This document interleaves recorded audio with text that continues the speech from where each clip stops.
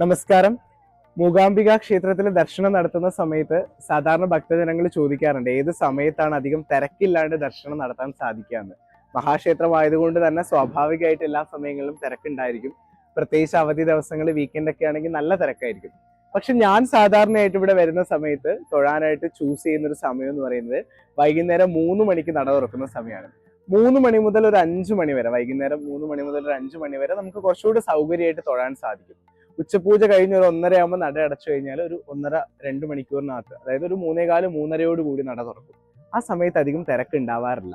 അപ്പൊ ഇനി നിങ്ങൾ മൂകാംബിക ക്ഷേത്ര ദർശനത്തിന് വരുന്ന സമയത്ത് ഈ സമയത്തൊന്ന് വരാൻ ശ്രദ്ധിച്ചു നോക്കൂ.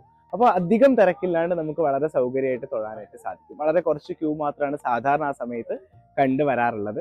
ഇനി വിശേഷ ദിവസങ്ങളൊക്കെ ആണെങ്കിൽ ഈ സ്ഥിതിക്ക് മാറ്റം ഉണ്ടാവും. പക്ഷെ കൂടുതൽ സമയങ്ങളിലും ഈ സമയത്ത് കുറച്ചുകൂടി സൗകര്യമായിട്ട് തൊഴാനായിട്ട് സാധിക്കും. അപ്പോൾ ഇനി അടുത്ത തവണ വരുന്ന സമയത്ത് അതൊന്ന് ശ്രദ്ധിക്കുക. നന്ദി, നമസ്കാരം.